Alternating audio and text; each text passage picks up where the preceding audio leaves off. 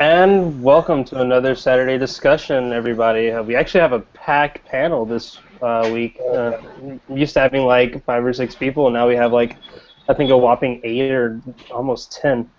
But I'd like to welcome everybody to the Saturday discussion. This week we're actually having a returning talk. It was so good that many people afterwards were asking more questions, and we just felt that we needed to cover it again. So without further ado, I'm going to pass it over to the CodeNewbie founder, our fearless leader, the Saron.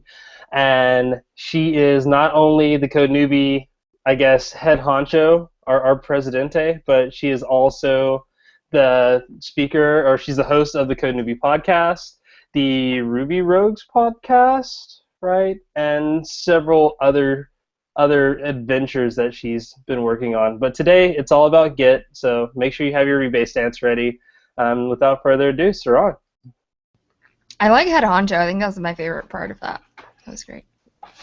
Thanks, Jay. Hi, everybody.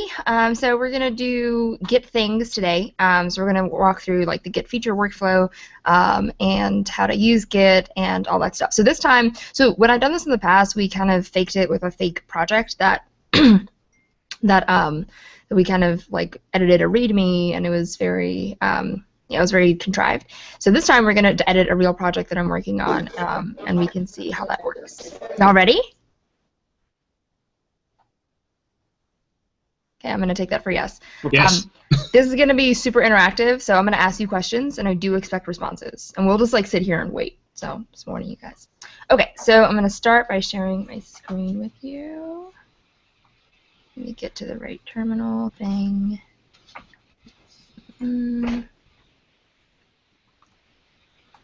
Okay, all right. So, so there's this project that I'm working on for work that we're going to take a look at. So I work for Microsoft. I'm working on this product called the Civic Tech Case Finder, and the idea is, so my team is in Civic Tech, and we do a lot of Civic Tech stuff, and we are creating this repo of all these different projects and things people are doing in Civic Tech. So I'm working on that product, and I did a ton of customer interviews this week, and I got some feedback, so we're going to edit the website and do one of the things that I need to do. So let's find where, I think this is where it is.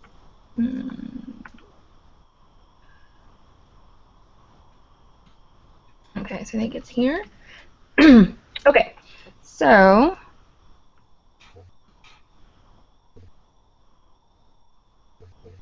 one of the things that we need to do on the site is, let me see if I can pull it up. Oh, I think I have my CodeNewbie server ready. Let me kill that real quick. Oh, FYI, I do use Vim for my text editor thing, but you don't have to, and it's not like, it's not a requirement by any means. Ah, are you serious? Do I really have to do bundle install? This is so dumb. Okay, let's see if I do that. Okay, let's go to the, I think I have the staging site up. So if we go here, what we're going to do is we're going to change, there's like a little slogan thing that it has in the beginning. So we're going to change that and, and reword it a little bit. Okay, so let's go to our index page. And this is where it looks. So the first thing I'm going to do when so this is the line right here on line 5, case studies on civic tech topics. So what I want to do is I want to modify that to use a little bit different language based on the feedback that I got. So before I make this modification, what is one thing I should do? Shouldn't you pull first? That is a very good point, Jay. You can feel free to use your audio too. I would love to hear all of your amazing voices. Okay, so why should I Git pull first? What is that going to do for me? It's going to make sure that your code is up to date. That way, if someone else has made some changes, if they've modified that line that you're trying to modify, it'll help to reduce some of the possible merge errors you might run into down the road. Awesome. You're absolutely right. So the first thing that I should do before I work on my feature, before I make any edits to my code, is I should git pull. When you're working on, especially the CodeNewbie projects, where there's a bunch of people, just like Jay said, it's really important to make sure you're up to date, because otherwise that can get really messy and really frustrating. So we're going to do a git pull origin, and then what should the next thing be? What's the next word? Master? Master. Cool. So this is a subjective thing. If you do git pull origin, it'll pull all the branches and all the stuff on origin into your local repository. I like to be very specific about what I'm pulling and where I'm pushing to. So I like to say that I only want to pull from origin and I only want to pull from my master branch, but people do it differently. So that is a judgment call. So I'm going to do that. And I'm pretty sure I'm the only person working on this repo full-time, so I expected everything to be up to date, so that's good. So we know we have the most recent version of our repo, and we're good to go. So what should I do next? Where should I begin?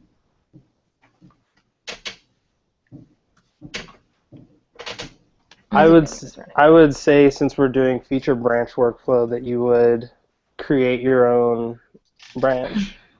I should create my own branch. So what does it mean to create my own branch? What is that? What am I really doing? Jamal, what do you think? Start calling on people. You weren't ready for that, were you? Yeah. All right. So when you're making your own branch, you are making essentially your own copy of the code that you can make modifications to without touching the other branches or, I guess, instances of the code base. Mm-hmm. Yeah, that's a good description. So why would I want to branch off? Why not just do all my changes directly on master? You don't want to ever do that. Right, I don't ever want to do that. Why not? What's the scenario that I'm trying to prevent or make easier for myself? Disaster. Disaster. I like that. I think that's the right answer. Rachel, are you going to say something? I just said you might screw something up. Mm-hmm, exactly. The disaster is better. I like both of those. Yep, exactly. So the idea is we branch off because for two reasons. One, if you're working on something and it doesn't quite work and you're committing it straight to master, it just gets messier. If you need to undo it, if you need to go backwards, then you would need to get for damn you, push forcing. So yeah, so you don't want to, when you're branching off, you're basically saying, I'm trying this thing out and I want to make sure it works before making it quote unquote a permanent, there's really nothing permanent in Git, but a permanent member of my code base. And so when you're doing it on master, you're kind of removing that really nice safety net that the Git feature workflow gives you. The other reason is because, and I've had this happen many times, where in the middle of a feature, everything's going great, and then all of a sudden a teammate will say, oh no, we have this like really big fix we need to make immediately. And I'm like, crap, I'm on master. Like I've messed up my master branch, so it's really hard to do that one quick fix. But if I'm on a feature branch, I can jump back to master and I can do another branch and make that really quick fix and push it, and my master is always clean. So that's kind of the rule of thumb you want to keep in your head is your master should always be clean and it should always be working code. Everybody good with that? Yep, that makes sense. Awesome. So let us branch off. So what should we call this branch? Well, actually, how do I branch off? What do I do? Give me my commands. Be git checkout tag B, which means branch, and then your branch name. Cool. So what are some naming, and this is also one of those subjective things. There's a particular way I like to do it, but what are some good naming conventions when we're naming our branch? Would one possibly be that thing that I'm about to do, so I'm going to do it right now? No. Oh my god, can we have a blog post of like ways not to name your branches and have that be number one? I'll put that on the list. Okay. So one naming convention that I personally like, and this is very subjective, I like to put my initials in my branch for two reasons. One, at a really quick glance, I can just look for my initials if there's a lot of people working on the repo. I can just say, oh, SY, okay, the SYs are mine. So that makes it just really easy for me. For this code base specifically, I'm the only one really working on this full time, so it's not as helpful, but I like to do it just out of habit.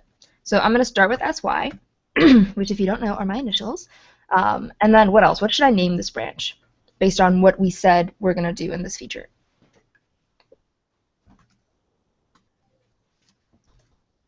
Can you explain again what we're going to be doing in this feature? Yes, I can. So we are going to change I guess this is the tagline. We're going to make some copy edits to the tagline. So you just said change tagline. That sounds like a good one. I like it. Let's do change tagline. And actually, I think I want it to be a little more specific. So I'm going to say change tagline on homepage. Because when I hear change tagline, it almost sounds like more of a marketing branding thing. And I want to be very clear that I'm changing the tagline, like the copy on my homepage. And I didn't spell homepage right. Okay, how does this name sound to you all? What do y'all think? I think it works. It's nice and descriptive. Awesome. All right, let's do it. Cool. So it just what did I just do? What did it tell me I did? You just created a new branch. And I not only created it, but I'm in it, right? It says switch to. That is not what I meant to do. It says switch to a new branch. SY change tagline on homepage. So I have I've set this up a long time in my Bash profile, so I have no idea how I did it, but it's really nice because I get to see what branch I'm on all the time here, and it's like colored and it's really pretty and obvious. But one thing that you should always remember to do is to read the what it tells you, because it's very good at letting you know where you are and what you're up to at all times. So it just said that I not only created it, but I'm actually in it. So now that I'm here, what do I want to do next?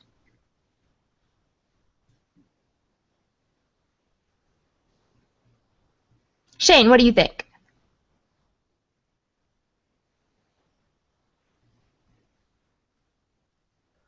I think Shane said his mic is broken. Ah, darn. Lucky Shane. Okay, write that code. Yes, we're going to write the code. So I'm here. I know where I am. I've already navigated to the right place. So we're going to change this copy. So based on feedback that I got, one of the things that I heard was case studies. We're not really sure exactly what that is. There's different definitions, so they wanted something a little bit more descriptive. So I'm going to change this to case studies and projects on different sectors in the civic tech space. Okay, cool. I am happy with this change for now until the customers tell me they hate it. Okay, so made that change. Now what do I do?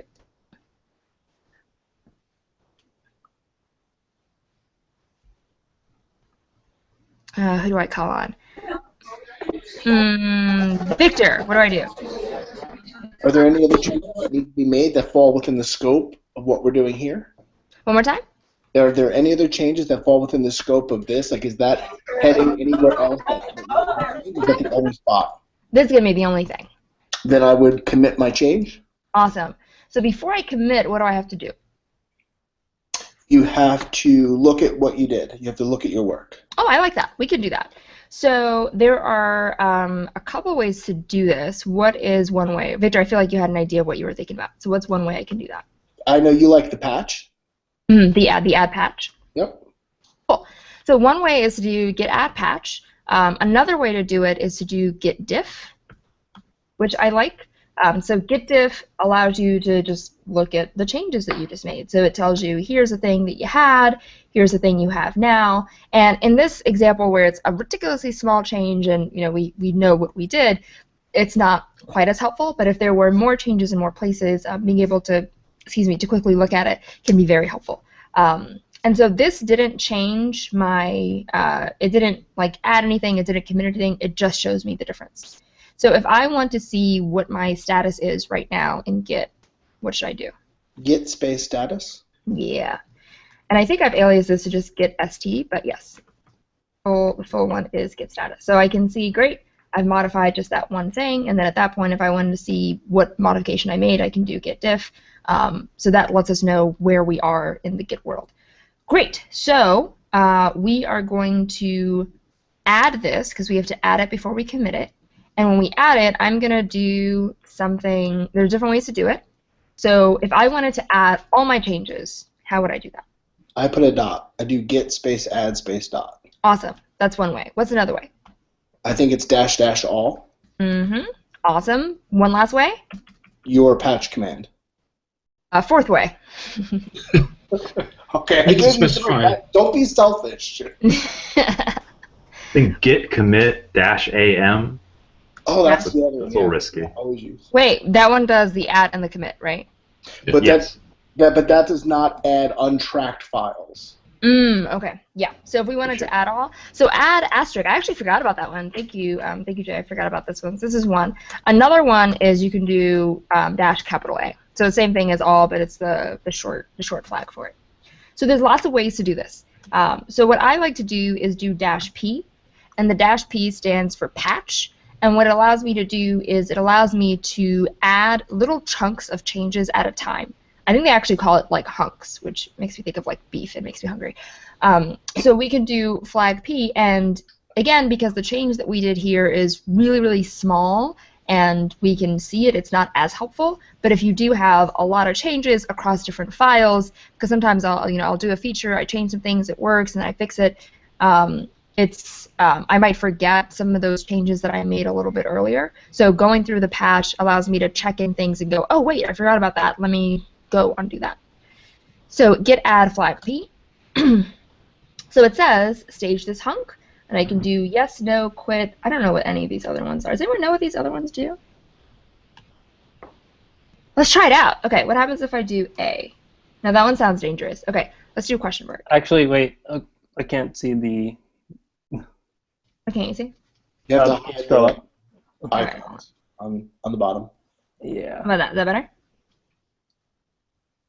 No, it's on my screen. I'm fighting with. How do I hide my icons? It's the left icon of the mic. The invite people? Oh, hi participants. There we go. The people are in the way. Okay. So Q actually told me what all these other things are, which is interesting. So yes is to stage, N is to not stage, which I think we probably could have guessed that one. Q is to quit. I've definitely used that before. A, stage this hunk and all later hunks in the file. Interesting. Do not stage this hunk or any of the later hunks in this file. So I'm guessing that so A would be the I know everything else is good, so add this and everything else. D would be the opposite of that. And that may be one of those things. So I guess if you have code and you need to oh crap, I totally messed this up, which is going to mess up a whole bunch of other stuff. Right. Yeah. That's actually really helpful. Yeah. I like that a lot because I can see. So hopefully, ideally, so this is a Ruby on Rails project. So hopefully, your classes and your individual files aren't too long. But I can definitely see a situation where you've made a bunch of changes all over the place, and you're like, oh crap, I have to rethink this whole file, and you just kind of scrap it. So that makes sense. Leave this hunk undecided. There's lots of leaving them undecided. Look at that. Ah, interesting. Split the current hunk into smaller hunks. Oh, that's interesting. Manually edit the current hunk. Okay, cool. So probably won't use most of these, but for now, I'm pretty happy with this change, so I'm going to go ahead with staging it. All right, so now I want to figure out what I just did. What can I do to see where I am right now in Git? Git status? Yeah, let's do that Git status. Cool, so this is where I expect it to be, and it tells me too. It says these are the things that are modified. So the thing I don't like about this is it doesn't necessarily say these are the things that you've staged, but given that it says use this to unstage, you can kind of understand that you just staged them. Also the color change, which is nice. So okay, so I did my add. What do I need to do next? You need to commit now. Need to commit. How do I do that? Git commit. Git commit. Cool. So when you're doing a commit, you should have a commit message. How do we add our commit message? You can -M and then followed by your message if it's a short message. Or you can just press enter and it'll open up a Vim instance and you can actually write your message out. Yep. So in this case, so actually let's talk about that. In what situation would you might want to do a short message versus a long message?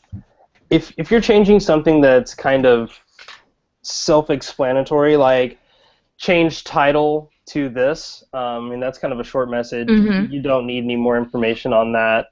But if you're so I guess that's where, well, that answers your question there. So just something that's super short, something that it's very self-explanatory. You don't need to go into any more detail other than what your subject would say. Yep.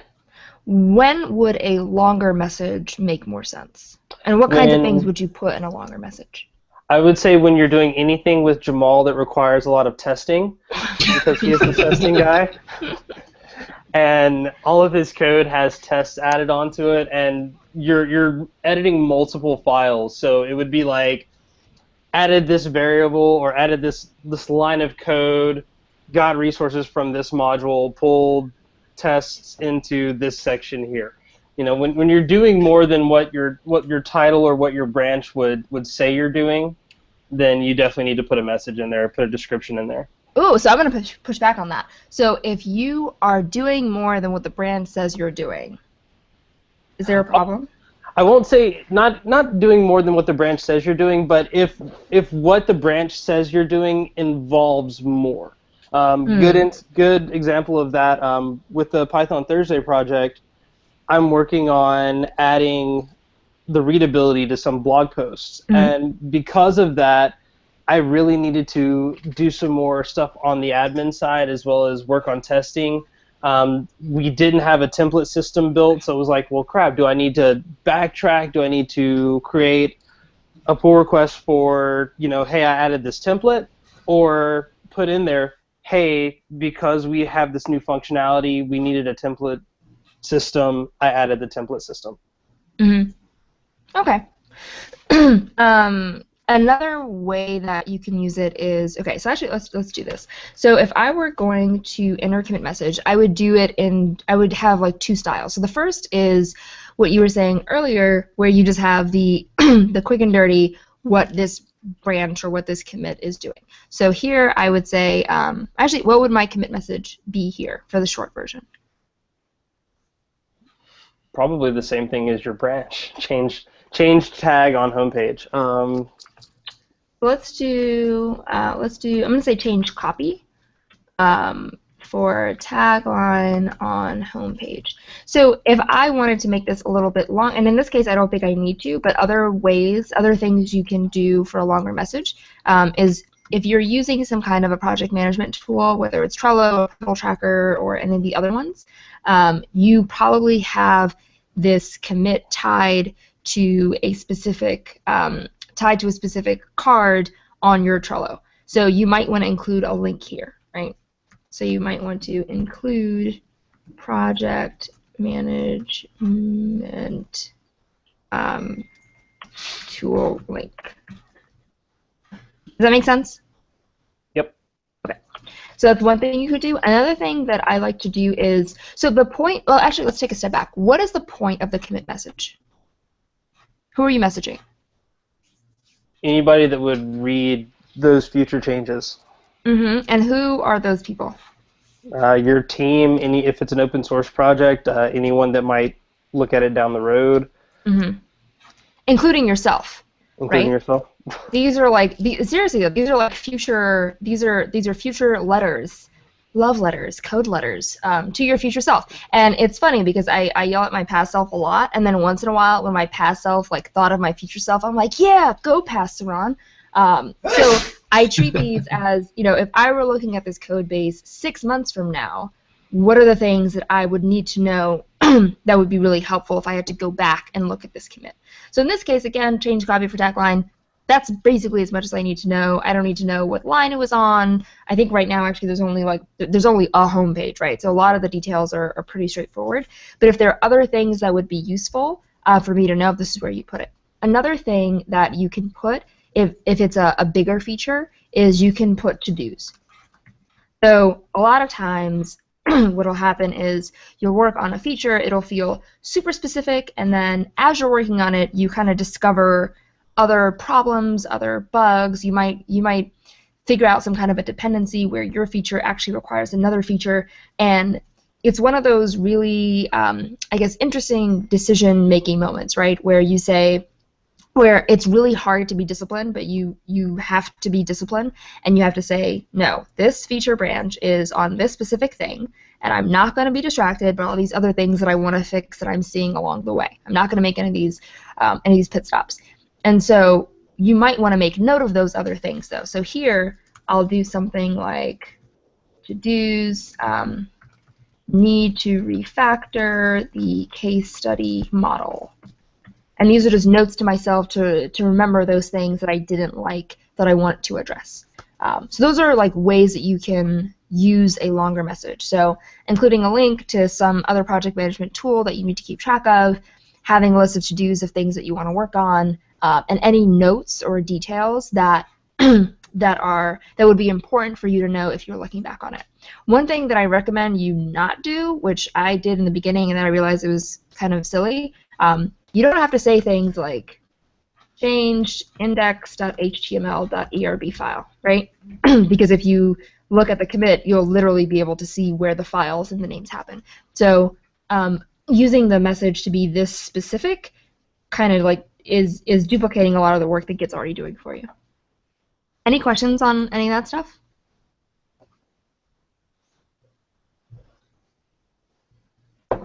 All right.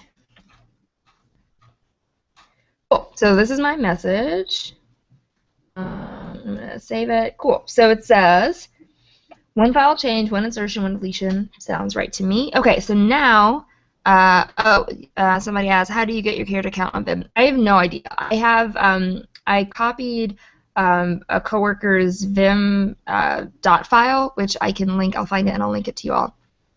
Yeah, it's a dot file. I think he included a bunch of different templates. I think it started off with the thoughtbot.file template, but then he added a bunch of stuff from different places, and then I just copied his, and it's awesome.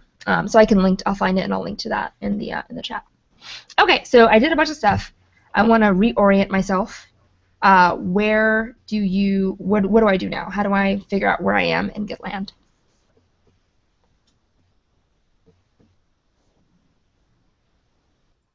Rachel, what do you think?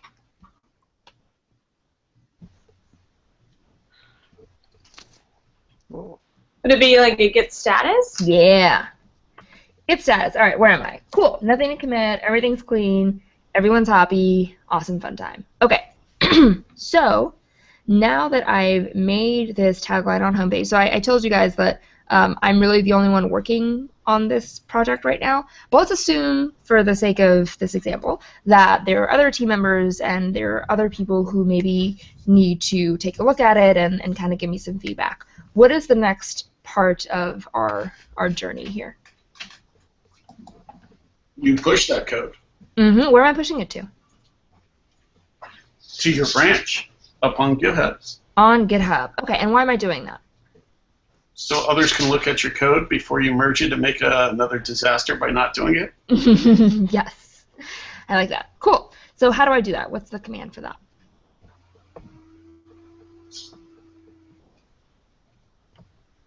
I gave you the first word.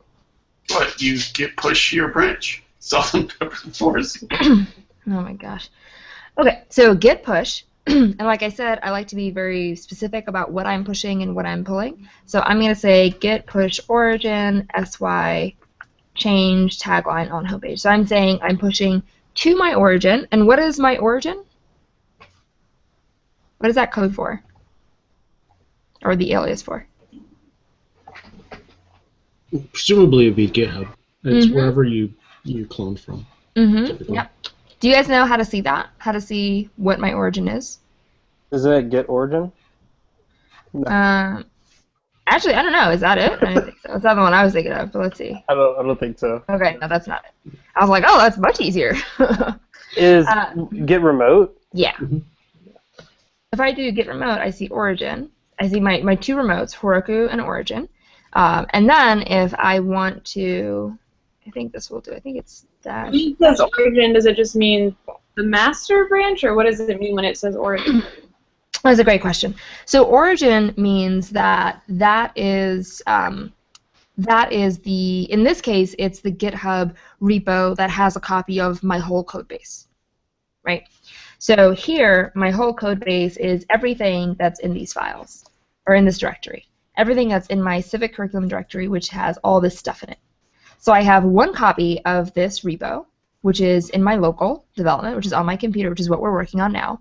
And then I have another copy in a place that we're calling origin, and origin links to this GitHub repo. And then I have a third copy, which is on Heroku, and I'm actually not sure. Yeah, I think this is like Heroku's, this is where Heroku is hosting my copy of the code base itself. So I basically have this civic curriculum code base in 3 places. I have it locally, so I can actually make the edits. I have it on GitHub, so I can collaborate with other people, and other people can see it and access it and review it and pull it. And then I have it on Heroku so that the world can access it through the internet and can actually see the website itself. Gotcha. Does that make sense? Yeah, thanks. Cool. So origin is really just an alias, and Heroku is also an alias. And if you want to see what origin really means, you can do git remote-v, and it says this origin is this, and my Heroku is this. I'm assuming that the fetch and the push just says if I were to fetch or if I were to push, I'd be going to the same repo. I'm honestly not sure why those are breaking out. I don't know when these two would be different.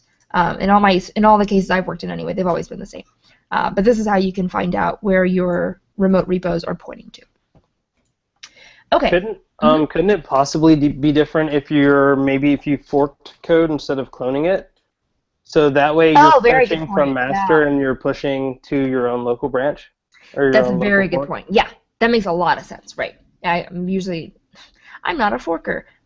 So yes, so if I were to fetch from here, then I would be pulling from, so you'd be fetching from, well, would you be fetching from your fork, and then you'd be pushing to the place you forked it from? I think it'd be the other way around. You would fetch. Well, how does that work? I guess it depends on like what you were trying to do with it. Yeah, because I think that you would probably want to fetch from the original, from the source, but at the same that way, if there are any changes that you need to account for in your fork, you can do that. But at the same time, I guess no, because I guess if you fetched and then you pushed, it would make your fork current, or at least up to date, but you'd probably want to do some, that's probably when you would want to do like patch adds and make sure that you're not overwriting something that's already been put into place.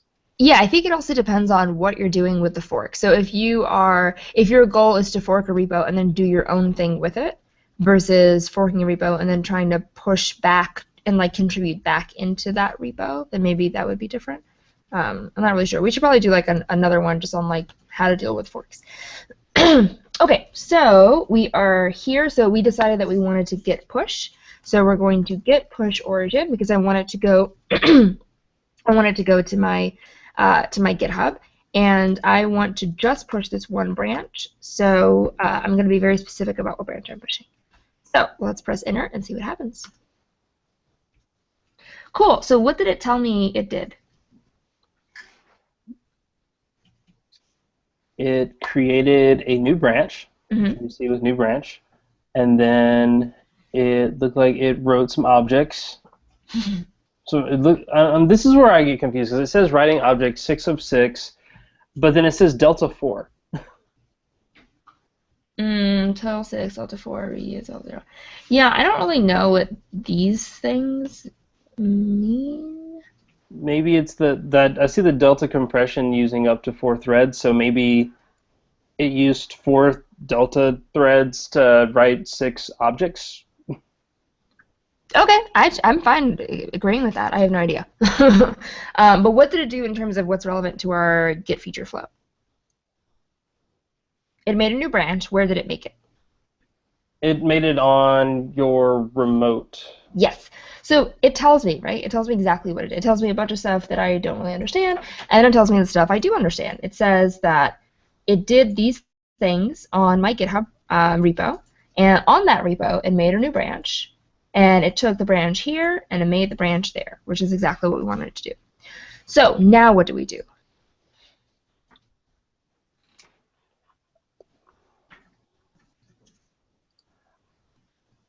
I would think you would want to well, you know that it's there because it pushed it successfully, but you would want to move that information over to master. If you don't have anything else to commit. Move what information to master? The changes that you've made, because right now you've only made the changes on your local branch. Mm-hmm. But why did we push it up? What was the point of pushing it up to begin with? So other people can see it. So other people can see it, right. And why do I want other people to see it? What's the point of that? To make sure if there was any changes that need to be made, they can be made. So what do we call that? Pull request? A pull request, right. So I'm going to make a pull request, and my goal is to get a code review, right?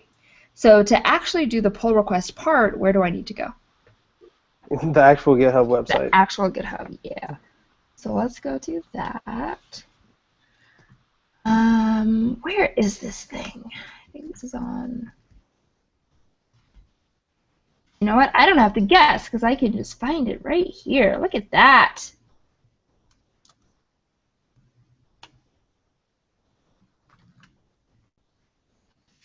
Will that work? Oh. Did that not work? I thought it would work. Oh, no, see? Google got me. I'm good. Okay, so I'm here. Oh, look at that. It says, you recently pushed this branch. Thanks, GitHub. I appreciate that. So now what do I want to do?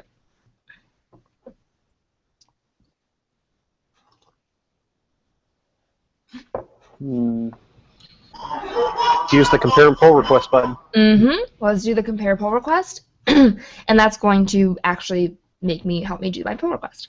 So here I see change copy for tagline on the homepage, which is the commit message that we had.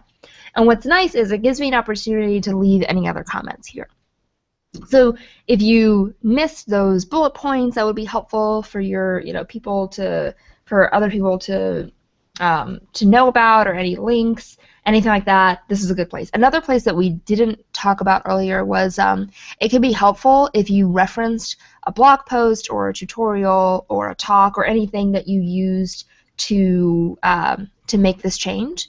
So if you link, those other resources that other people can look at, that'd be really helpful. One thing that's also really good is if you are doing a design heavy, front end heavy modification, it's really, really helpful to take a screenshot and to include that in your comment. That way I don't have to, like I was doing a little bit earlier, did this thing bundle yet? Damn it. So I don't have to necessarily, bundle and start my server to see a design change. I can just look at that screenshot and see what you did. So this is really all about communication. Like, this is the whole point. The whole point of a commit message is to communicate with your collaborators and the people around you and say, this is what I did, and this is, and these are the things that I use to help get it done. So I think for me, this is as much information as I really need, so I'm good with that. So I'm going to just go ahead and create my pull request. Is there any time a commit would be so small that you wouldn't actually want to make a pull request? I think that just really depends on the team. So when I was at Thoughtbot, no matter how small the pull request, even if it was like a really, really small fix, we would at least have someone look over our shoulder and say, okay, that looks good. So even if it wasn't like a formal pull request that you were waiting and getting comments on, there was still this culture of someone's eyes need to be on it to make sure that everything is good. So yes, I think that if there's like a typo fix, if there's a couple times you'll miss a parentheses or something minor that you. So the other thing is, if it's something wrong with your code, hopefully you have tests, and running your tests will catch a lot of that for you.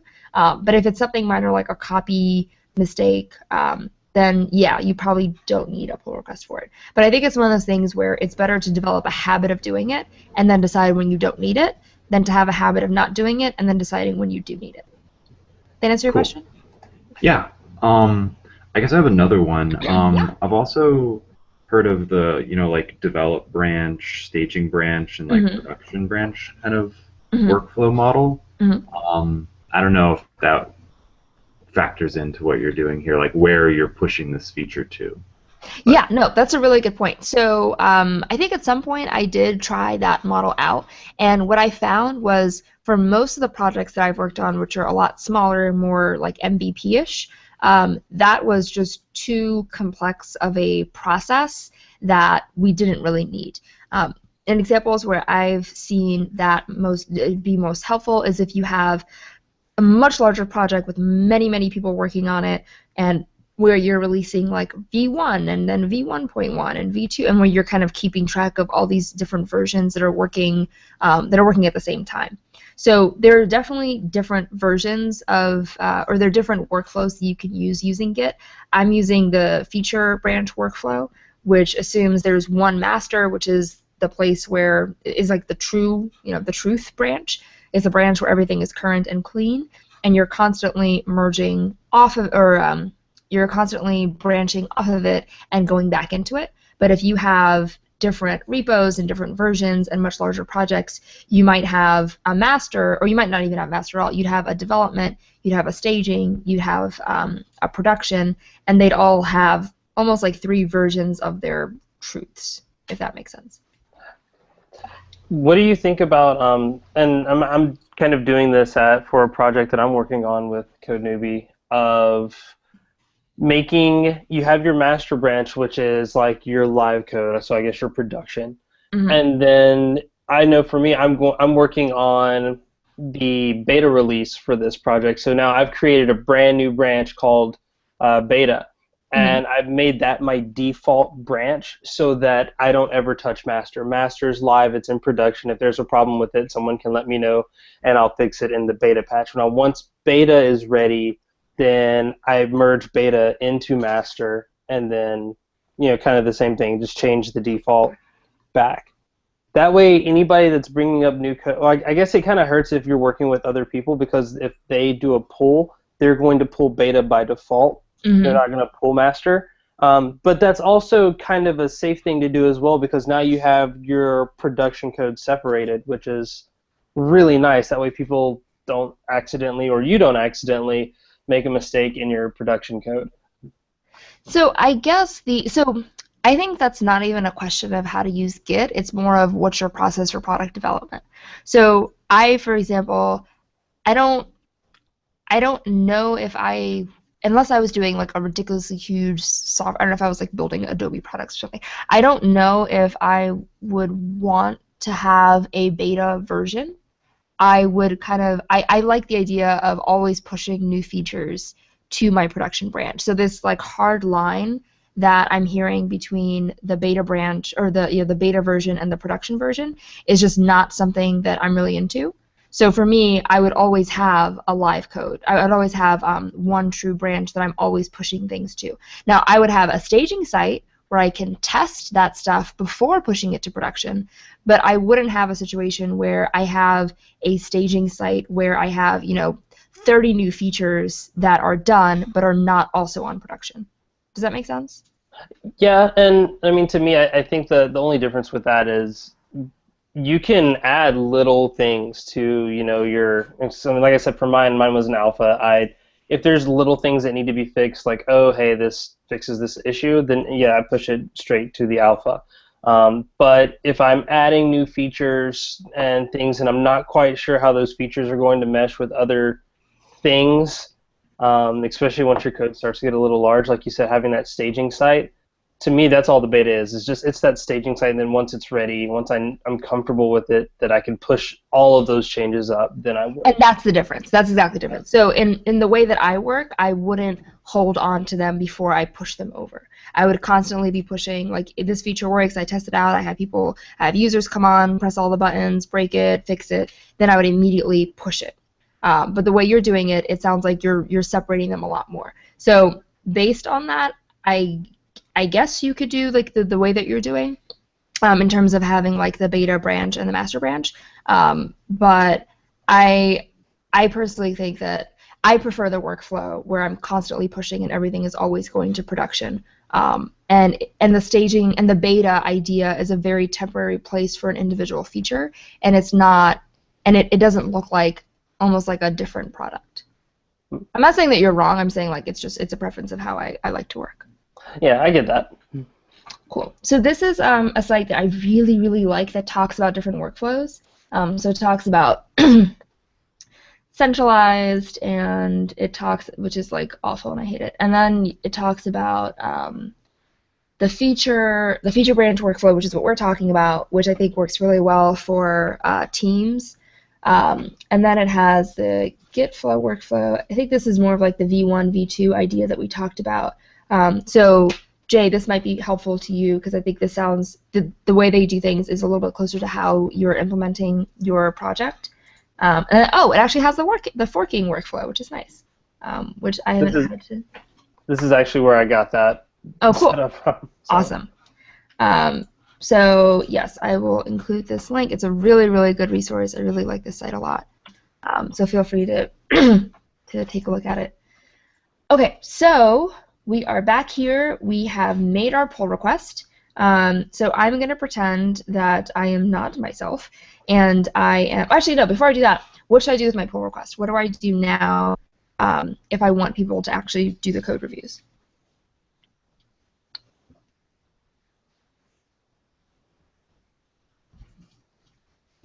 You're going to want to announce it to the world. You tell the world, yes. So if you're working on a CodeNewbie team project, then this is where you would take this link, which is your pull request link, and you would put it in Slack. If you have a different team project, depending on if you're at work or wherever you are, you put this in whatever the right form or the right destination is for people to see it, and ask them nicely for feedback. So let's pretend that I did that. I went on CodeNewbie Slack, put it in the right channel, and now I am a different person, and I'm going to do a review of this.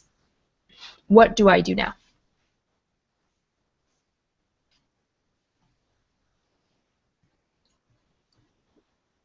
You said you've already notified your people? Okay. Yep. I notified them, and now I am one of those people who has been notified, and I'm looking at this, and I want to do a code review. What do I do? Where do I go?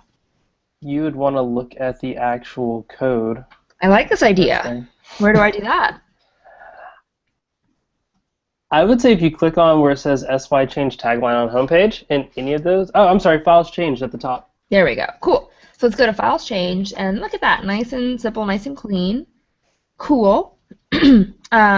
So what kind of comments do we want to make on this? How do we decide what comments to make? What do we say? How do we approach that in general? You be nice. You be nice, yes. I like that. That should be like the first rule for all human interaction. Just be nice. So what are some ways that we can give feedback and critique people while also being nice? I like the positive, negative, positive sandwich. It's like. Oh. Is there a name for that? Can we call it the PNP sandwich? That doesn't sound appetizing at all. No, okay, it doesn't. We'll figure this out later. Yeah, so I could do the positive, negative, positive, right? So I can say, so if for some reason I didn't like this copy change, I can say, I like that it's more descriptive. I think it would be better to, not use the word space, maybe use the word field. But I think this is going in the right direction. Simple PNP sandwich. What are some other ways that I can give feedback and critique people while also being nice? We always follow the rule where it's about the task, not the person. I love that. We would never say you did this wrong. We would say this is not accomplishing the goal that was assigned or something like that. It's never about the person. I love that. That's so good. Right. So, it shouldn't be. So I always try to remove like I's and U's from feedback because then it gets personal when maybe you didn't even mean for it to get personal. So not saying things like, I don't like how you did this, right? Instead saying, I think there's a better way we can word this. It's like very objective, not about the person. Cool.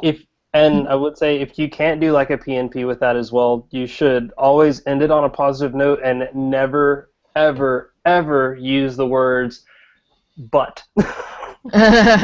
Because once you've put the word but in there, everybody's like, unless you're going to do like maybe something negative, but this is really good. Like, because they pretty much forget everything that was said before the but. I like that. I always tell people just leave it out. That way they get the whole thing and leave it on a good note. I like that. That's so true. What are some ways that we can make suggestions without sounding like we're telling them what to do or sounding mean? You can start a dialogue with them. You can ask, what was your, or I don't want to say what was your, but like, what was the thought process on this, perhaps? I mean, that way you might, because I mean, you might be missing something integral to the project that person is thinking about, but they didn't put in the commit because they're bad committers. Bad committers. Yes, I like that a lot. So starting a dialogue. So if something feels totally off and not quite right, instead of saying, this feels totally off and not quite right, maybe saying, I'm curious to hear a little bit about your thought process behind this. What was your process in approaching it this way? Something that invites conversation. Another thing when I'm making a suggestion that I like to do is I'll say something like, I wonder how this would work if we did this instead. So offering a suggestion without saying you should change this, because another kind of weird thing that happens with code reviews is there's always this question of, can the code reviewer tell me what to do? If they make a suggestion, am I obligated to listen to it? The way that I work, code reviews always suggestions that you can take or leave, but making it clear that you're there to offer help and support and not there to dictate how they code, I think is an important part of communication and collaboration and healthy learning spaces. So I'm going to leave a comment. So let's say case studies and project. Oh, so I have a little typo here actually. So this should say projects on different sectors in the civic tech space. And I'm going to say that I don't like the word space. So how can I correct that typo and maybe offer a different word for the word space? Just one more quick thing about the topic that we were just talking about. Go for it. We were talking about how to be nice to the person that we're working with. I also think it's important to ask why was this change being made so that I can give good feedback. If I don't understand why this is happening, my feedback might not address the problem at hand. So when I'm looking at this commit, this is pretty clear, but there's times where it's not pretty clear on why this is happening. It's very important to understand the why, so I understand not just what happened, but why this happened. People are saying it's not clear, so I have to change this. I like that a lot. That's really good. I think that can usually be addressed when you do your message to the public. Like you should be really descriptive, and I think that's one thing I really like about the CodeNewbie projects is it bothers me because I'm not one to sit there and type this long diatribe about something, but everyone else is, and it's great because they'll go, hey, we had to do this, so I went in and did this, and these other things happened, so then this happened, and then I also did this stuff too. So at that point, you're like, okay, yes, it took me 5 minutes to read, but at the same time, I know exactly where their mind is at and why they did these things.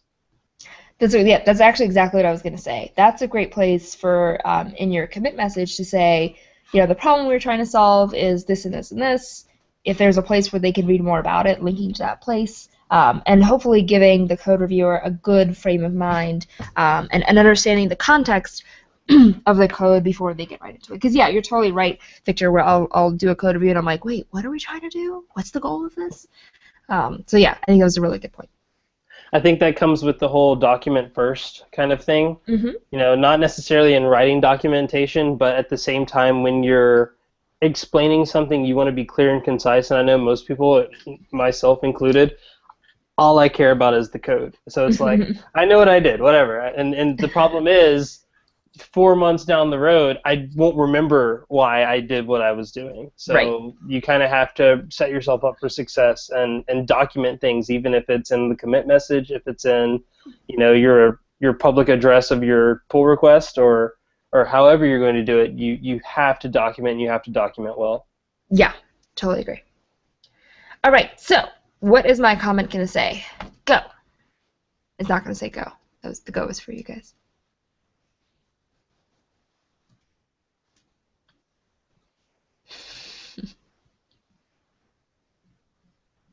Okay, I'll start you off. I'm going to do the PNP. So we're going to say I like, and feel free to put your positive feelings into this. I like that this tagline is more descriptive, not description, is more descriptive. It looks like you're missing an S in project. It looks like, and I'm wondering if the word field would work better than space. Would you want to remove the your instead of it's not personal? Thank you. Good catch, Jay. Look at you. It looks like maybe. Looks like we're missing. How about that? No, it looks like there is an S missing. You want to do we're? We could be a team, Jay. Jay never wants to be on a team with me. It looks like there's an S missing in project, and I'm wondering if the word field, huh? Instead of project, should it say projects? Well, so I was pointing to the fact that here it says project. Okay. Yeah. Because that would confuse me. I'd be like, there is no S in project. Fine, Jay. I'll add S in there. Gosh, you're so much trouble. Things you don't say in code reviews. What? So I do want to ask. I generally like doing this. If it's something that's clearly subjective, clearly the word, space versus field is like a subjective thing. I'll say, what do you think? Okay, and I don't think I'm going to do the. I don't feel like this is like a critique, so I'm not going to do the ending positive thing. How do we feel about this message?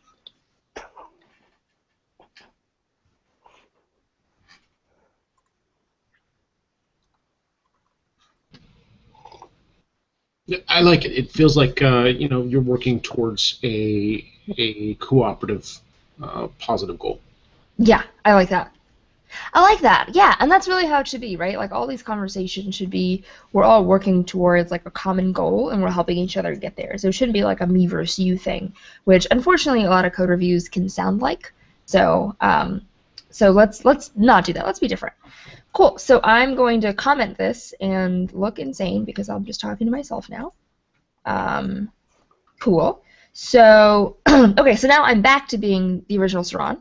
The coder Saron. So I'm looking at this. Oh, actually, that's not true. So as the reviewer, what's the next thing that I should do?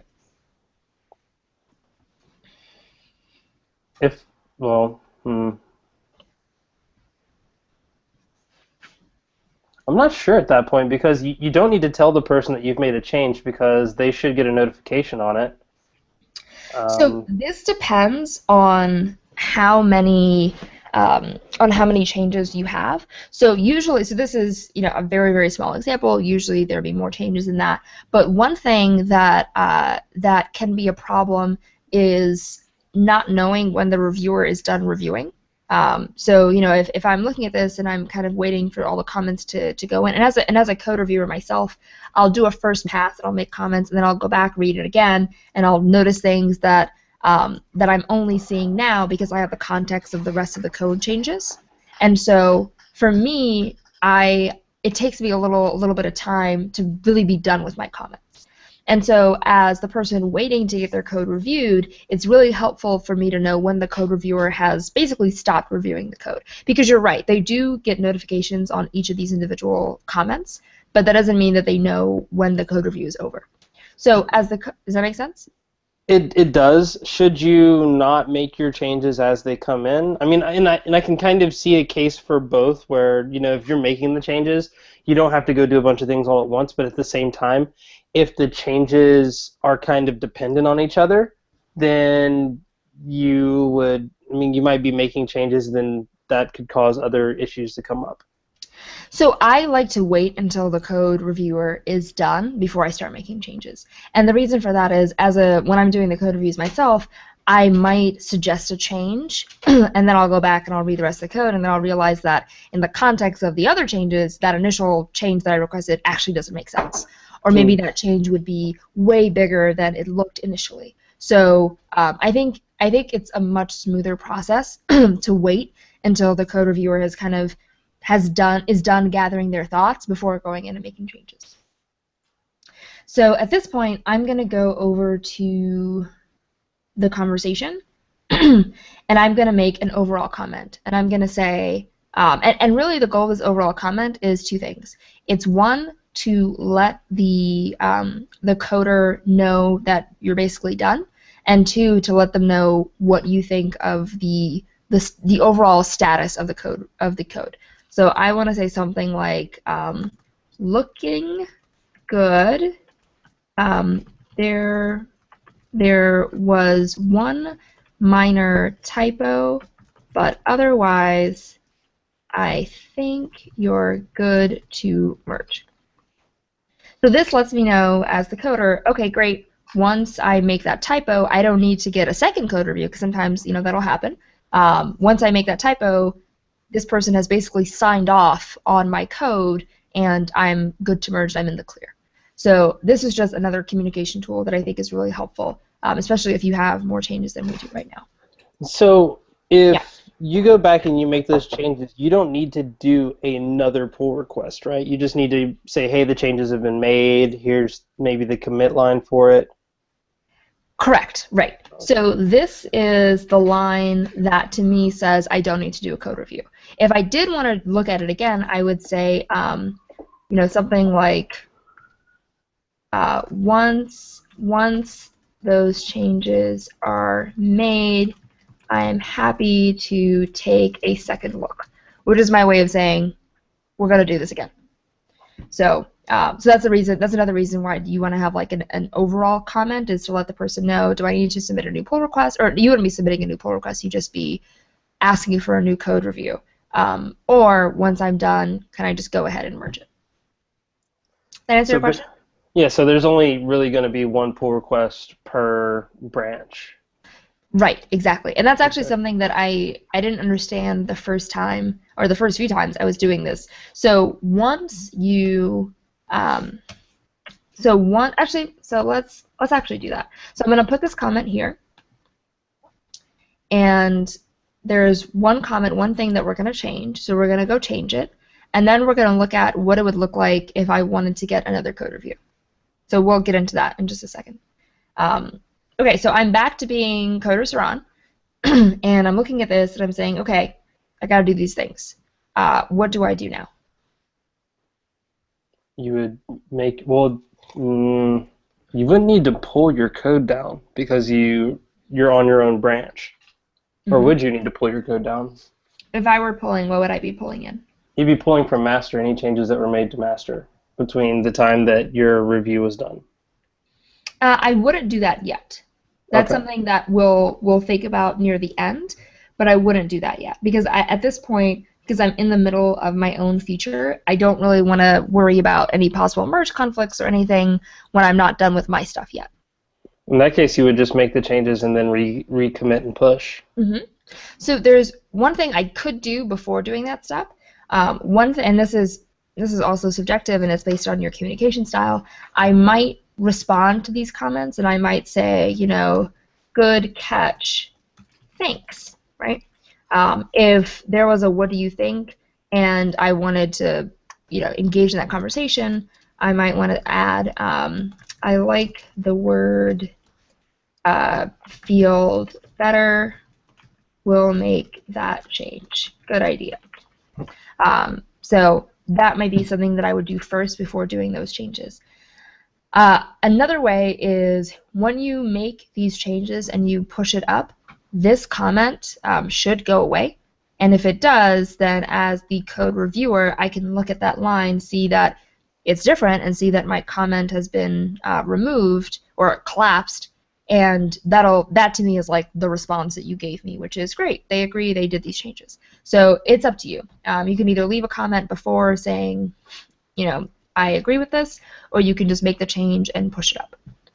I'm actually going to push it up because I kind of want to see, and I hope that this comment gets collapsed, but we'll find out. Okay, so let's go back. Okay, so when I'm making this change, where do I want to go? Where do I do these changes? Back on your, I guess, your developer station. So back in Vim. Developer station. I like that name. Okay, so let's go here. Okay, Cool. So I'm here. So the things I need to change, I need to add this S, and we said that we're going to change space to field. Did I spell that correctly? I before E except after C. Okay, cool. And I'm add a period. Great. So just to be sure, I'm still on my branch, right? Cool. I'm still on my branch, still in the right place. We said I don't need to pull because I'm not going to deal with any new changes that have come up yet. I want to finish my stuff before I deal with those. Okay, I feel pretty good about this, so I'm going to do a save. And now I want to see what changes I did. What do I do? You would do another git diff? I can do that. Let's do a git diff. Cool, that looks about right. Case studies and projects on different sectors in the civic tech field. I'm pretty down with that. How you guys feel about that? I'm liking it. I dig it. Okay, so what do I do now?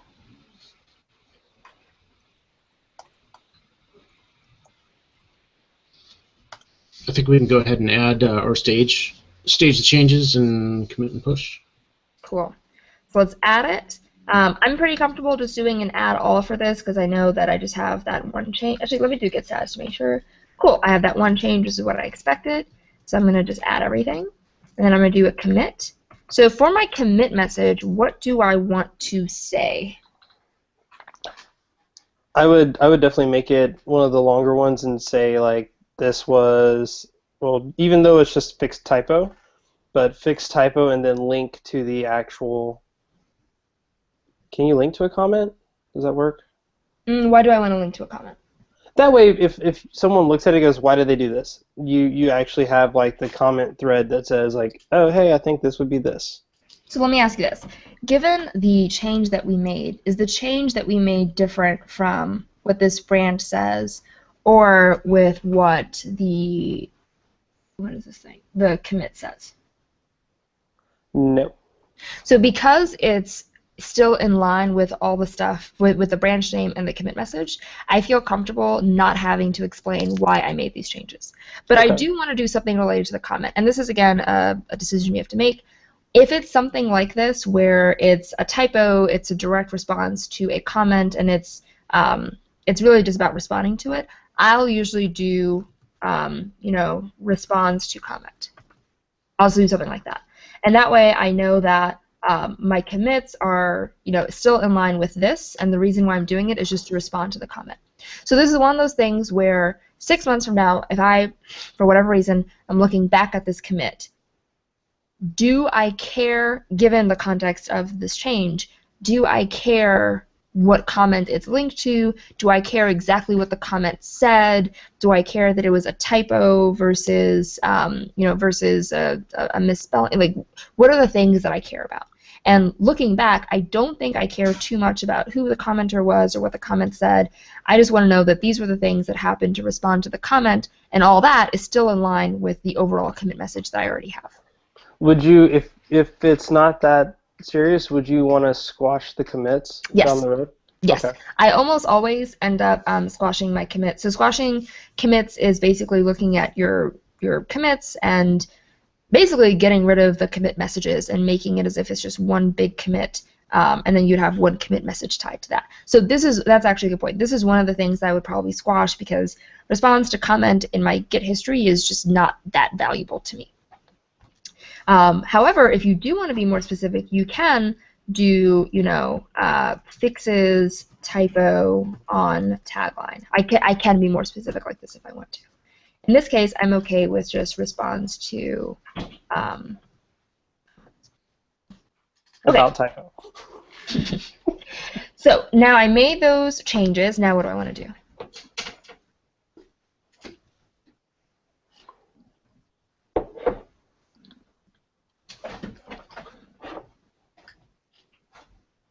Where am I pushing it to?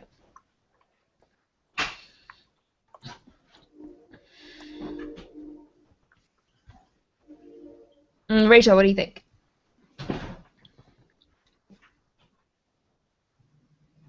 Sorry, I'm kind of.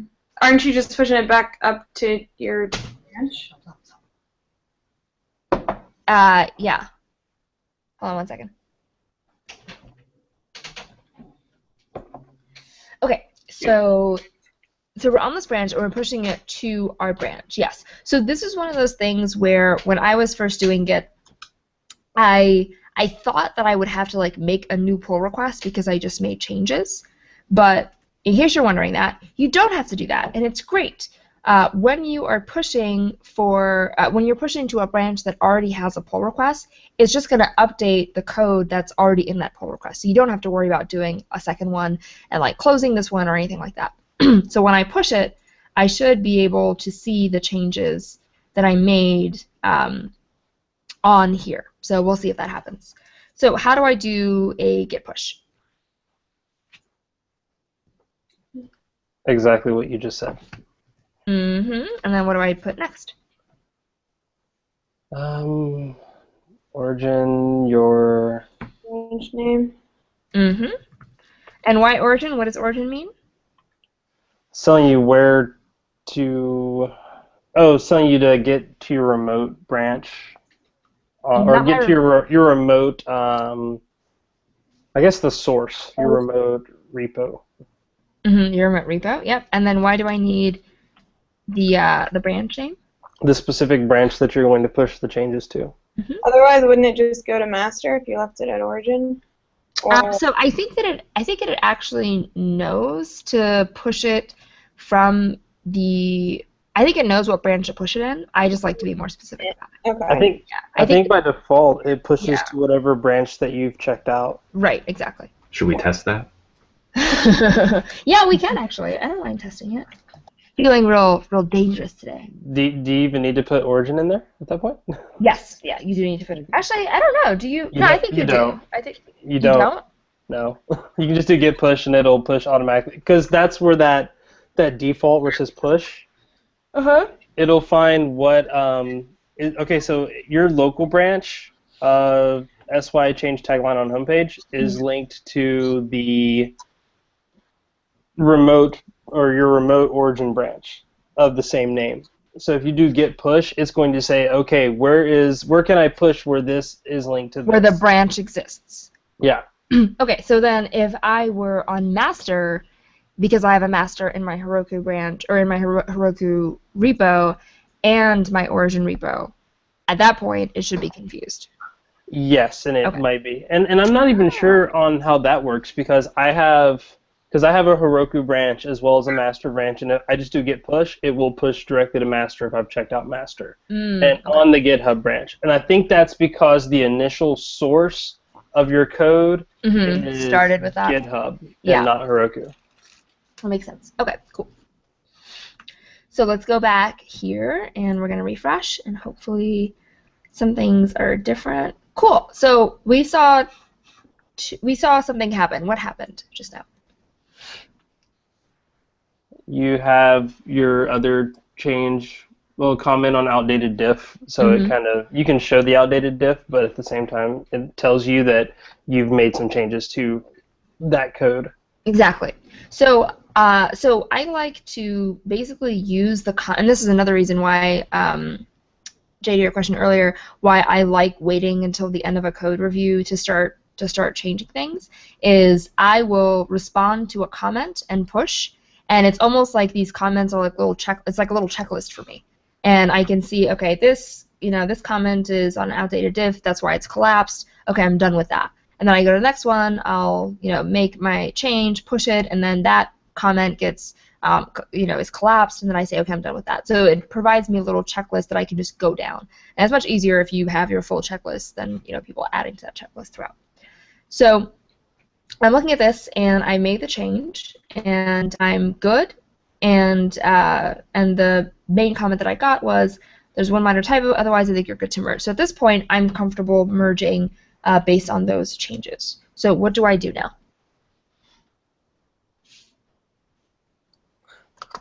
The most awesome thing in the world. You rebase. Okay, we're not going to rebase yet. We'll rebase next. So what is the, so not specifically the tool we're going to use, but what is the conceptually, what am I trying to do now? Eager for the rebase. That's funny. That should be like on a mug somewhere.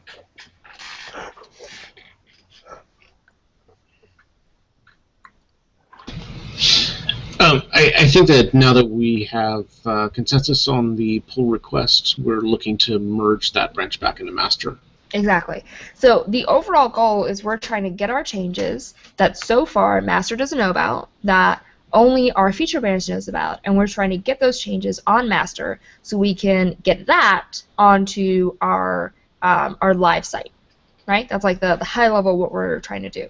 So there are two ways that we can do that. What's one of the ways?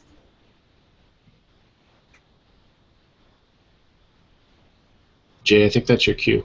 Yeah, Jay, this is all you. You didn't switch back to your camera so you can educate us about the rebase. So one way is the rebase. What's the other way? A merge. We can just do a straight merge.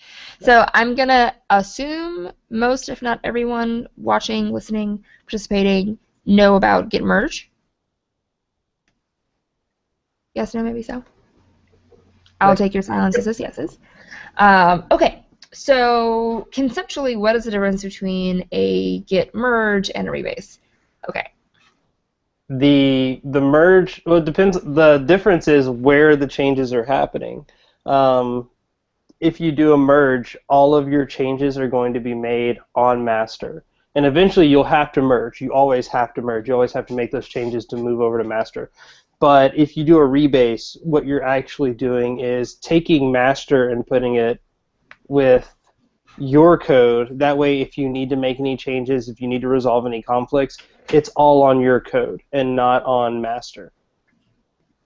Yes, so the changes that we're talking about are the commits and the potential merge conflicts. So there are several advantages to doing a rebase workflow. So the biggest one to me is not having to deal with the merge conflicts in master. So if I were to just do a straight merge, what would that look like? What do I do next?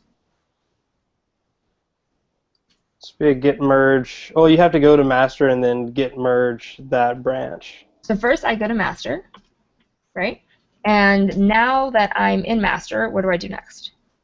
Git merge, and then your branch name. Mm-hmm. So one thing I should do, it says that your branch is already up to date with origin master. One thing I could do if I wanted to be safe is to just pull from master and make sure that everything is good. And everything is good, and it already told me that. So once I do that pull and I know that everything on my local master is the same as my GitHub master, what I can do now is I can merge in those changes from the branch that I'm working on. Was git co an alias command, or is that standard? I think that's standard. That's standard, right? I don't think so. It isn't? Oh, it's No. not. Okay, that's an alias.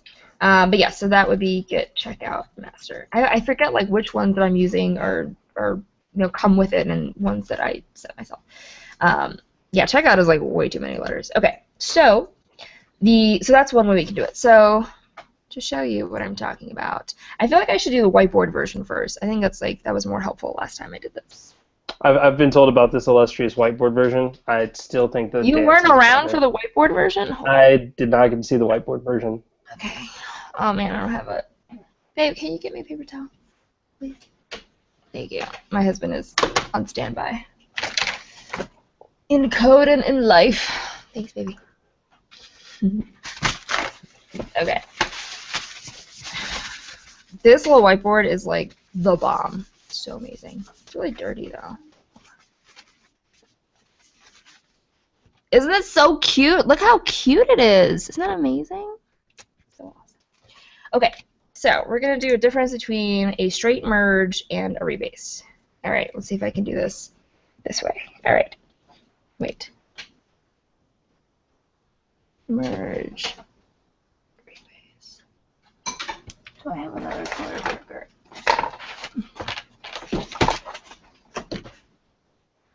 Babe, do you see another colored marker somewhere on the table? I usually have like 10. This is very embarrassing for me. Okay, we're gonna all be blue. We're gonna be team blue today. Okay, so when I'm doing a merge, right? Can everybody see? All right. So this is my master, right? I'm chugging along. Everything's awesome, and I'm just going straight up. When we do our branch, what we did is we branched off, and now we're here. And here, we're doing our commits. We have our first commit here. Let's assume that we did a different commit, and now we're here, right? So meanwhile, Jay is doing some more stuff on master, and he's hanging out, and things are great. So when I've done my code review, and I've done my pull request, done my code review, I finished making the changes, I'm ready to bring these changes back into master. What I can do is I can check this out. I can make sure that I have these new changes that I didn't have before, and then I can do a straight merge into master so that master has these changes. So this would be just a straight merge. Everybody with me so far? So far, so good? So far, so good? Okay. So what would a rebase do? So a rebase, if we have these same changes, and at this point, I've decided to check out, and I have my commits here and my commits here, and then Jay's done some more commits here, and he keeps going. What I can do is I have these two new commits, and I want to get them on master. Instead of doing a straight merge the way that I'm doing on the left, I guess you're right. What I'm doing here is I want to take these new commits and I want to bring them in to this section as if they were there the whole time. So essentially what I'm doing is I'm taking my branch and I'm taking these new changes, this is my master, this is my feature branch, and instead of going like this, I'm taking these changes and I'm putting them under my changes as if they were always there. So that's the rebase. So to me, there are a couple advantages to doing it this way. The biggest one is when I'm merging this way, I'm dealing with any conflicts here. And this is in my master branch. So when I'm here and I have issues and conflicts, I'm basically tying up and blocking my master branch while I resolve those conflicts. Alternatively, if I do a rebase and I take these commits and I put them under, this way I'm dealing with all my conflicts still in my feature branch. So after, these are new moves, are they? So after I resolve these conflicts, I still have to merge because right now I'm not on my master branch still doesn't know about them, but when I go back to merge, I'm merging in very clean because I've already taken care of these master branch conflicts, these merge conflicts that I had. Does that conceptually make sense? Yeah, it makes sense here. Okay. Any questions? Cool. Awesome. All right, so let's see what the rebase would look like.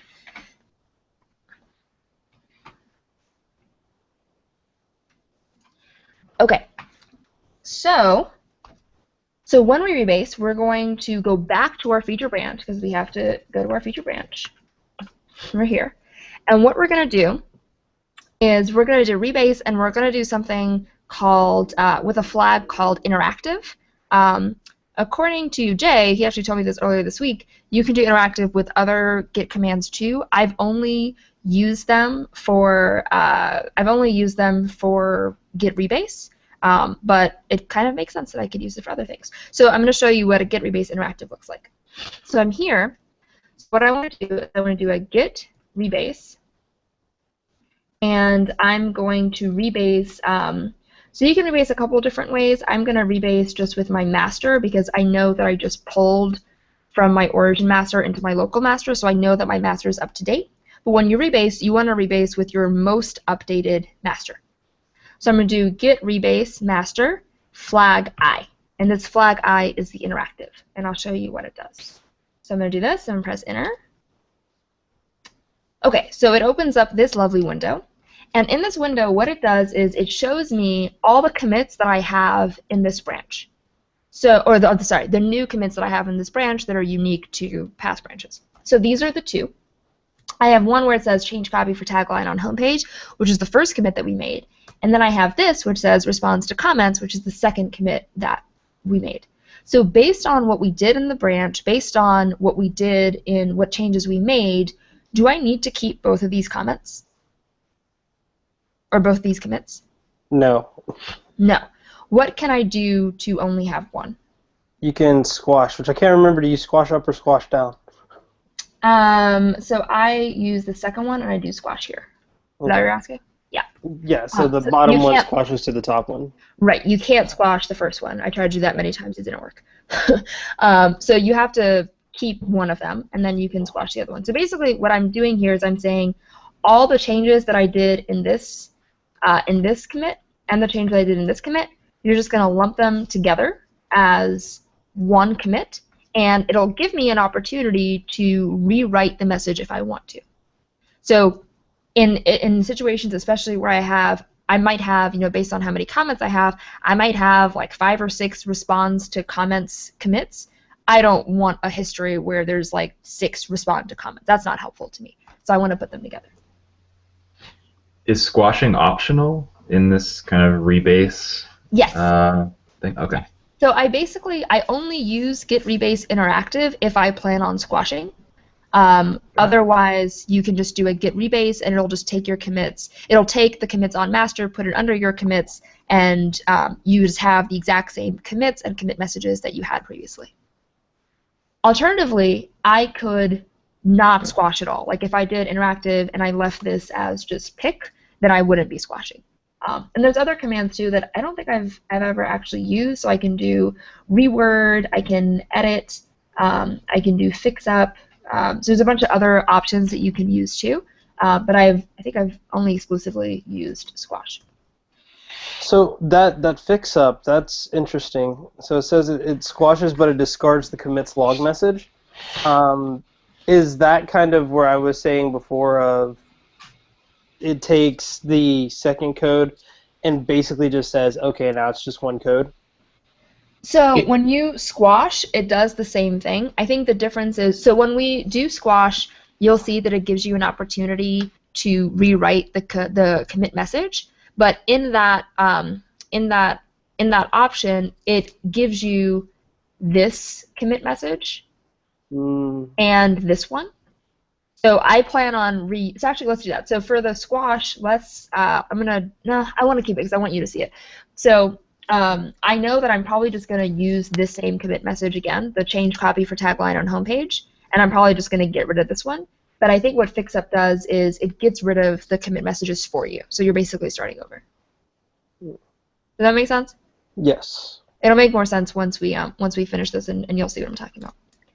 Let's do a save quit, and it's rebasing, so it gives me yours. So this is what I was talking about. So this is the commit message from the first commit, and then this is the commit message from the second commit. So I believe if I had done fix up, it would have just not given me response to comments. Okay. Does that make sense? Yeah, exactly what Jamal said. It basically pre-comments the squashed messages for you if you want to keep your comments. So I don't want this to be my comment, but I do like this one, so I am going to keep this one. And these are all commented out, so the ones with little hashtags in front of them. So the line 4 is my commit message, in case that's like visually confusing to anyone. So I like this commit message. This is what I want to keep. So I'm going to do a save quit. Cool. So it says one file changed, successfully rebased and updated. Everything is awesome. So if I want to look at my commit history on this branch right now, what can I do? You can do a git log. Mm-hmm. Cool. So what do we see here? What do we see here that we just did? Hey, how are you? Okay. Not yet. I'm on the road. Is that Shane? From the house, though. Yeah. Okay, thanks, Shane. Okay. So what did we see here that's a result of our squashing? I love that word, squashing. It's both a food and an action. It's great.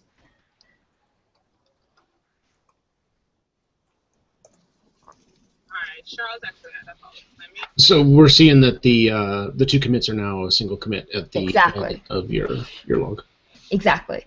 So I should have done a git log before I did the squash, but before we did the squash, we would have seen this, and then we would have seen an additional commit from before, right? But because we squashed it, we see that this is the only commit that we have, and all of our changes are in that one commit. Does that make sense?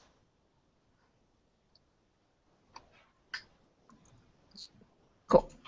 So we're going to get out of the git log. So what do I have to do next? What do I do now that I'm done rebasing?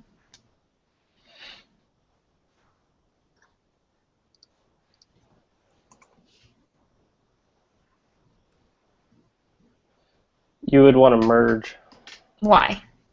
Because all of your changes are still in your branch. You need to get them into the master branch. Exactly. So right now, even though we did this awesome rebasing and all these commits and just all kinds of amazing things, my master still has no idea about it, right? So to do that, what do we need to do first?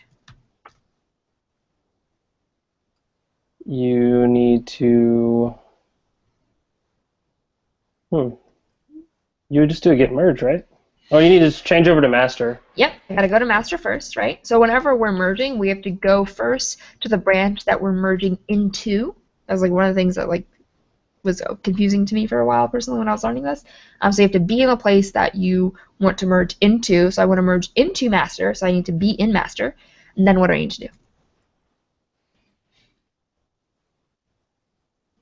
Then you need to do a git merge. Git merge, yep. And what am I git merging into?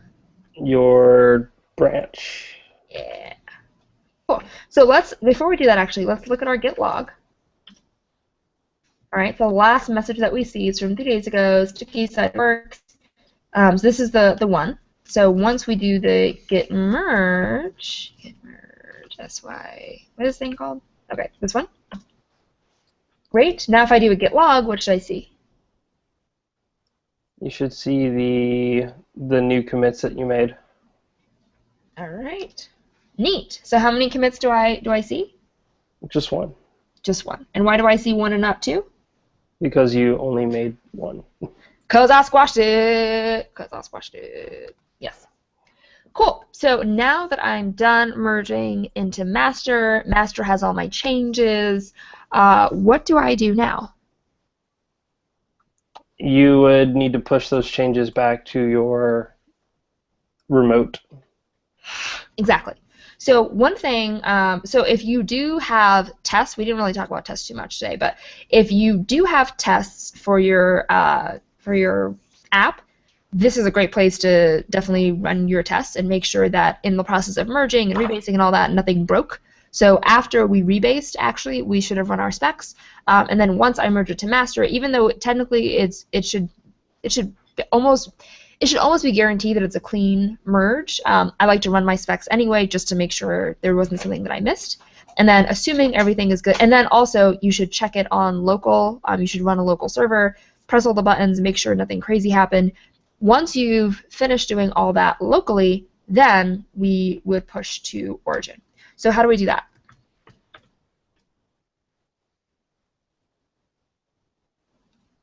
Dylan, what do you think? Git push origin master. Yeah. That. Awesome. Okay, cool. Oh, so there's one thing that I guess we could do that now. It doesn't really matter. Okay, so git push origin master. So now, what did I do in doing this git push to master? You sent that information to the remote repo. And why is that important? So now everybody else can see your changes on master. Exactly. Everyone can see your changes on master. Everyone can now pull from it. All that good stuff, right? Great. So we pushed it to origin master. At this point, you probably want to push it to your staging site or your live site. We're not going to do that because I'm probably going to fix that typo, that copy. I don't think that's the final copy that we want. but we have a little bit of cleanup to do. What are some things we need to clean up? Your branch, your old branch. Mm-hmm. So one thing that we didn't do that's a subjective thing to do, I like to do it, but you don't have to do, is we're gonna go back to our branch, and one thing that I want to do is I did something on local that my GitHub repo does not know that I did. What did I do on my local that GitHub doesn't know about on this branch?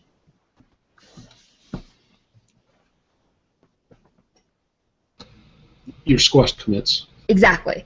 I rebased and I squashed. So if I look at, actually, let's go take a look at it. If I look at this pull request, I have 2 commits here on this branch. But on this branch, I only have this one that came from this branch. So this history, this Git history on this branch is different from this Git history on this branch.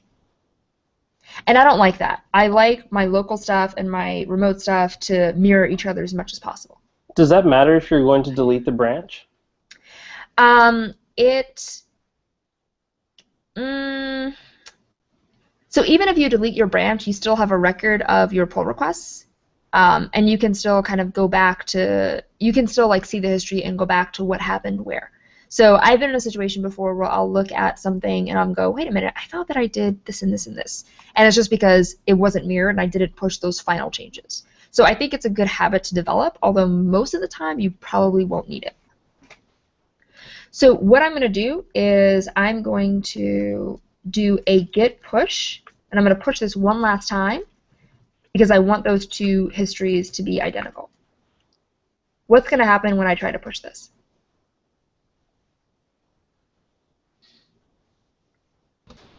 It's going to reject because your history, your changes are different. Right. So let's push it, and it says, "Oh no, much anger." And the first time I did this, I was like, "What?" I like didn't know what to do. But so this is one of the few times ever that it is okay to do a force push.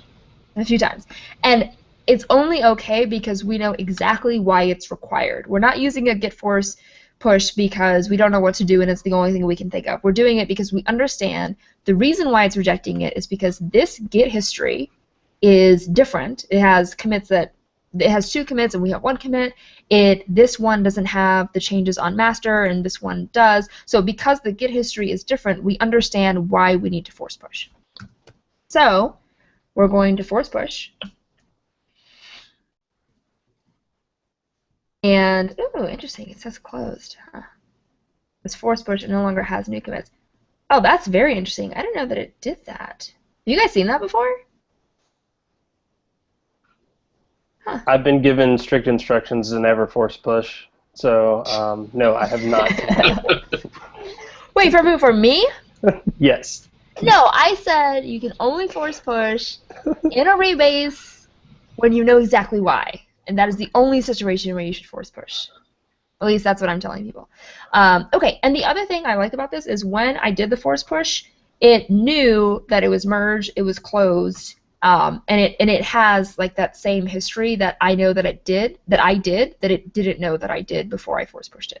So again, I like this idea that it knows what I did on local, and it's a direct replica of my process and the steps that I took.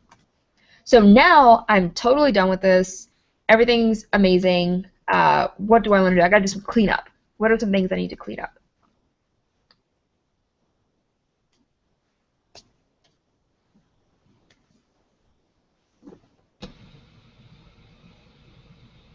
Now that we have those changes synced, we can get rid of some branches, the feature branches. How do we do that? Do we want to do, we can do locally first? Mm-hmm. Okay. Then it would be git branch -d, I believe, and then the name of the branch you wanted to remove. Okay, so if I do this here, it's going to complain. Why did it complain? Oh, because we currently have it checked out. Yep, so what do we got to do first? Switch to master. Yeah. Mm-hmm. We'll try that command again. Great. So now if I look at my branches, what do I see? Cool. I have a couple other branches that I should probably get rid of too, but I don't have that one anymore. Okay. What is the last place that I need to get rid of my branch?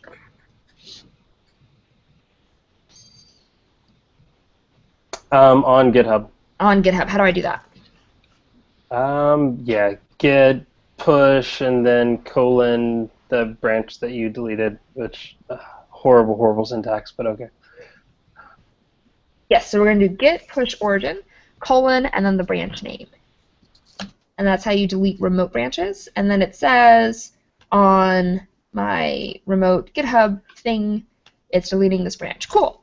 And I can actually see my Git branches, all my Git branches, my remote ones too, if I do git branch flag A. And these are all the ones that I have. My coworkers do not delete their branches. Okay, that's fine. So yeah, that's basically it. So if I go back here, and I go back to my civic curriculum, let's look at my commits. So cool, we have the commit that we did. We have just that one commit.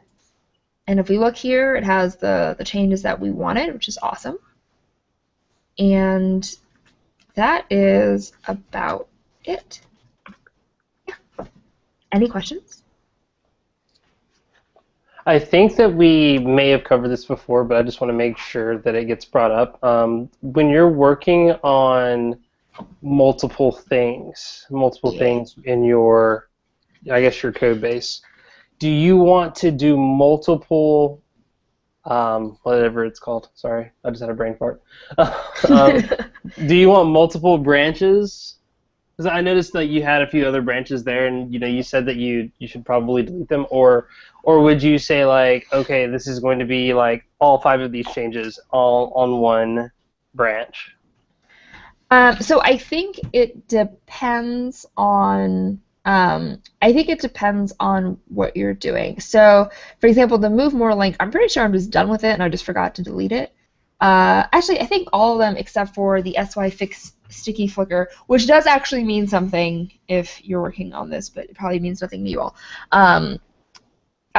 So those are things I think I just forgot to delete. I have a very, very strong preference for working on exactly one feature branch at a time. I do not branch off my branches because I've done that before and it gets really messy really fast, especially in this context where you're working on side projects and you're not necessarily working, like it's not your full-time job, you're not working 40 days a week. If you skip a day, it's very easy to forget where you were and to forget just to forget where you were trying to go with something. So I think that doing branches off of branches can be very dangerous. I think that having a bunch of feature branches open that are all active can just be, it's just more confusing than it really needs to be. I have had situations where I'll branch off and then I realize as I'm working through it that, holy crap, this feature is way bigger than I meant it to be. And I need to break it down into something smaller, in which case I will rename the branch to be the smaller thing. And so I use Trello for my project management system, and I'll add a card that says, I'll add the card for the other features that I haven't tackled yet that I need to. So yeah, that's generally how I do things. Does that answer your question, Jay? It does, and I think that's where the difference between the two workflow methods kind of come into play, because if you're doing like this version system, you have to branch off branch. But even then, you have, it's almost like you have, 2 or 3 master branches. So even when you're branching off of a branch, technically you're branching off a branch, but you still have like one, you're separated from the main branch by one branch. Do you know what I mean? Whereas like I've done things where very early in my Git life, where I'll do like new blog like new blog feature, and then I'll branch off that to say create blog, and then I'll branch off that. Like I'll kind of do these little mini branches where I could have just had that really specific branch from the very beginning, and I didn't need to branch off. And I didn't understand how messy that could get until I was several branches deep, and it was absolute chaos. I think the big issue that comes with that is when you're starting, like when you're building your base code, because you're doing so many things, and you're like, oh man, it's when you're like kind of working by yourself. Because then you're like, well, I have this branch here and this, and that I think that's where a lot of people just say, screw it, I'm just gonna develop it in master, and go. And I think that what'll happen, especially in the beginning, is I think you'll start to see patterns. So for example, I code primarily in Ruby on Rails, and so there's, the first thing that I'll do is just set up, right? Like I'll have a branch just called setup. Like after I've made my new Rails app, and it's the place where I might be adding some extra gems where I'm getting, and I'll have another one called like setup RSpec, and it's just making sure RSpec is going. And so I've learned after, doing a few of these that there are specific steps in the very beginning that need to get done. And I find it a lot more manageable if I can break them up into, set up, install all your gems, set up Airbreak, set up RSpec, and keep those branches really, really, really small and just keep merging in. I find that ends up working a lot better than just kind of giving up and just doing it all on master. And you were talking about doing your base stuff, and I don't want to get into the weeds too much, but do you have any tools that you would recommend for doing those base setups? One thing that I just thought about completely was like Docker. Like, wow, I could have like this whole like pre-built Docker thing, because I use Python and I like to build Flask applications. I could have an entire Flask application, like at least all the basis for it built out, and then use that to create my initial setup, my initial commit, which would be like loaded this Docker file, or loaded code from this Docker file. Docker's definitely a good tool. I think I've only used it, so I used Docker to launch the CodeNewbie discourse, and it was like shockingly easy. We like set up a VM on one of our Linux machines, and like it was, babe, how long did it take? Which part? For setting up discourse? Like just the Docker part, like 15 minutes? Yeah, it was like 10-15 minutes to do. It was really nice. So I think that's definitely a good one. I feel like there are other competitors to Docker or other similar tools, but I can't think of any right now. That's the only one I can think of. But there are also like templates. So for example, if you're doing a Rails app, one of the the templates that I like to use is called Suspenders, and it's a Thoughtbot tool. Suspenders. That's not. Suspenders for Men. That's not it. It's this one, and what I like about it still requires some setup. It's definitely not as clean as using a Docker, but what it does do is it gives you, where is that little thing called?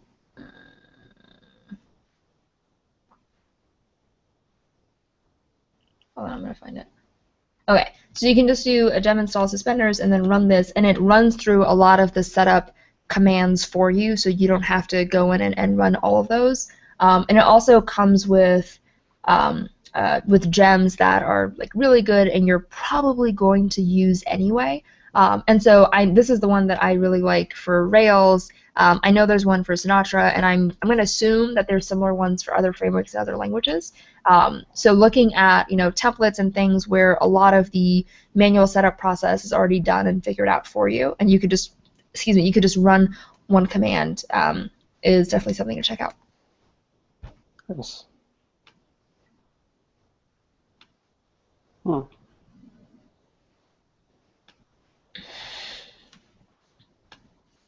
So as we're wrapping up, do we have any other questions regarding the Git workflow, the Git FeatureBranch Workflow, I guess?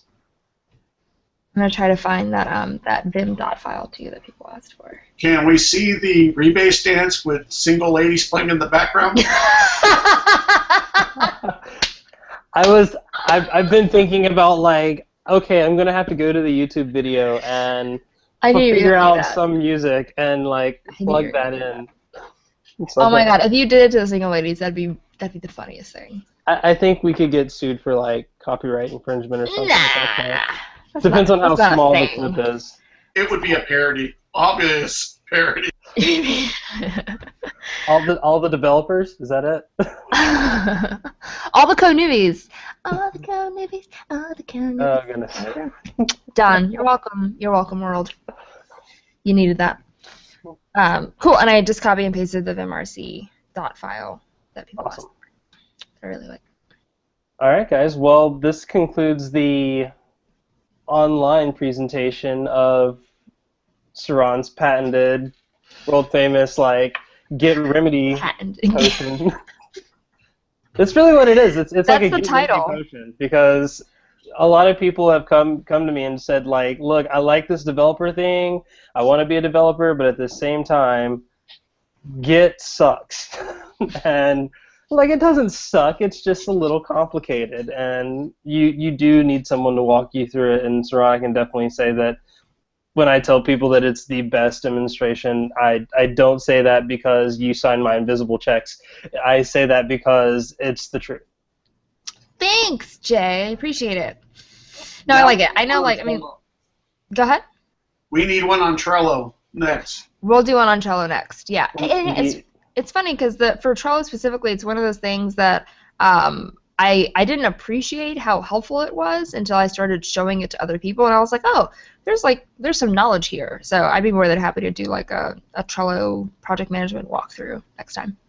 And I think we actually do have plans for a Trello discussion in the near future that need to get we'll solidify those and then announce them. Yeah. But I also wanted to mention for those people still watching online that this is all brought by CodeNewbie, and you can get more information on them at codenewbie.org.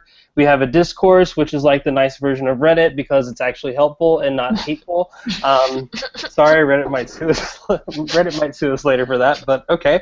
And we also have something for almost every day of the week. I said that last week, and then someone said, oh, we're getting something new on Fridays, which is our brand new Iron Coder, which I'm really excited about as well. But then we moved our JavaScript Tuesdays to Thursdays, so now we have an opening. So almost every week, and we're going to get there and have something for every week. And if you want to get involved, you can check it out at codenewbie.org. So with that, I hope that everybody has a great weekend.